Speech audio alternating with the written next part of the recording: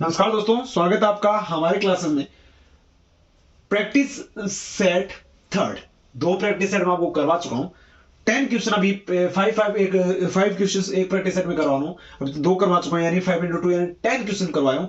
Basic से लेकर advance तक सारे उसके अंदर रूल्स आ गए और सारे जो प्रकार के आपके जो एडवर्ब्स थे वो आ गए। इसके अलावा आगे के जो एडवर्ब्स हैं, जो कुछ भी रूल बच गए हैं, जो कुछ भी एडवर्ब्स बच चुके हैं, वो आपके जो आगे के जो दो प्रैक्टिस सेट है यानी 4 प्रैक्टिस सेट के अंदर कंप्लीट करवा दूं। इसके बाद हम जब पास्ट टेंस में इंटर करेंगे, हमारा जो प्रेजेंट टेंस है बिल्कुल आपका क्लियर हो जाएगा।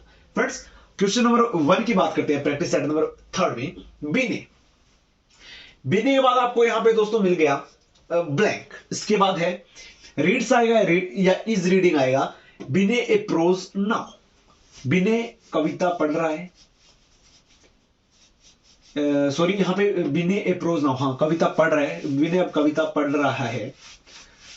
अब अगर आपको इसका हिंदी अनुवाद अगर आपको पता है, जैसे इस ये हालांकि यहां पे थोड़ा सा आपको एक दिमाग लगाना होगा कि ये जो है आपको कैसे पता चलेगा कि इसमें बिने पढ़ रहा है, बिने एक कविता पढ़ता है, या यहां पे बिने एक कविता पढ़ रहा है, ये आपको कैसे पता चलेगा? इसमें थोड़ा सा ध्यान रखना है। बिने आ गया, आपको पता चलेगा ये सब्जेक्ट है। इसके अलावा ये प्रोज आपको ऑब्जेक्ट का पता चलेगा। इसके बाद क्या है? नाउन। ये है आपकी एडवर्ब।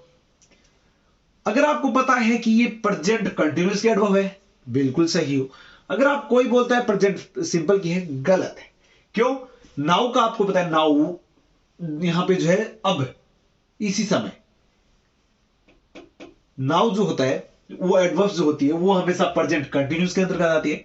यानी यहां रीड्स है प्रेजेंट सिंपल का, इज रीडिंग है प्रेजेंट कंटिन्यूअस का।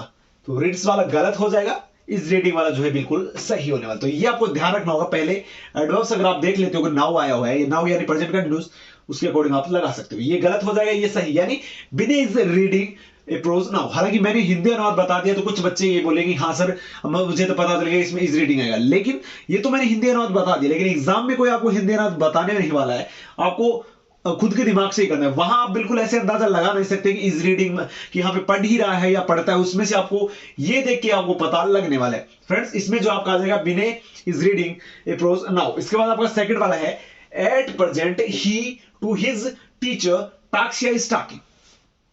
अब यहां क्या आएगा? टॉक्स या इज टॉकिंग में से क्या आएगा? तो यहां पे दोस्तों आप देखोगे सबसे पहले एट प्रेजेंट आ गया, उसके बाद सब्जेक्ट है, उसके बाद टू हिज टीचर आ गया यानी ऑब्जेक्ट आ गया। यानी सब्जेक्ट है, ऑब्जेक्ट है। यहां पे इसके अलावा है क्या? इसके अलावा एट प्रेजेंट है। At present means at present जो होती है एडवर्ब किसकी होती है? प्रेजेंट कंटिन्यूअस की होती है। अगर प्रेजेंट कंटिन्यूअस की होती है तो ये तो टॉक्स जो होता है वो तो रूल प्रेजेंट सिंपल का आता है। इस टॉकिंग आता है आपका प्रेजेंट कंटिन्यूअस में। यानी ये वाला गलत, ये वाला सही। यानी इसमें हो जाएगा at present he is talking to his teacher. यानी इस वक्त वह अपने टीचर से बात कर रहा है। इस वक्त, इस अभी, ये जो होते हैं नाउ, एट प्रेजेंट, ये जो एडवर्ब्स होती है वो प्रेजेंट कंटिन्यूअस के अंतर्गत आती है। इसलिए इनके साथ जो है प्रेजेंट कंटिन्यूअस के अकॉर्डिंग जो है आपका एचवी यूज होता है। यहां पे इज टॉकिंग सही, टॉक्स जो है आपका गलत हो जाएगा। यहां पे आपका थर्ड वाला है it to rain is going या गोज।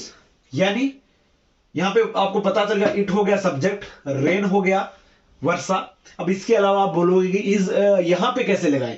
यहां पे हमें कैसे पता लगेगा कि इज गोइंग लगाएं या गोज लगाएं? क्योंकि इट जो होता है वो एक वचन होता है। अगर हम उसके अकॉर्डिंग जाएं तो गोज लगा दें फिर इसके साथ, लेकिन क्या पता इज गोइंग भी आ सकता है। तो इज गोइंग क्यों आ सकता है, गोज क्यों नहीं आएगा, वो मैं बात करता हूं। इसमें गोज नहीं आएगा, इसमें जो इज गोइंग आएगा। क्यों? It is going to rain, यानी बरसात होने वाली पॉसिबिलिटी है। ऐसा नहीं है कि निश्चित है बिल्कुल, क्या पता ना हो, संभावनाएं तो व्यक्त कर रहे हैं।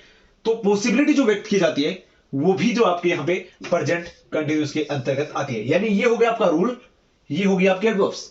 एडवर्ब्स भी आ रही है, रूल्स भी आ रहे हैं, लेकिन आपको ध्यान रखना होगा। ऐसा नहीं सिर्फ आप एडवर्ब्स के भरोसे बैठे रहोगे, हाँ मैंने एडवर्ब्स याद कर ली, बिल्कुल मेरा एग्जाम क्लियर है, बिल्कुल सही होंगे क्वेश्चन। नहीं, एडवर्ब्स भी याद होने चाहिए तो रूल्स भी आपको बिल्कुल बेसिक से याद होने चाहिए। इसमें रूल हो गया। थर्ड वाले में आपका हो जाएगा it is going to rain, third वाला हो गया। फोर्थ वाला दोस्तों, और examination in March is commencing या कमेंस। तो यहां पे इज कमेंसिंग आएगा या कमेंस आएगा, इसमें आपको थोड़ा सा दिमाग लगाना है। ये भी एक रूल है।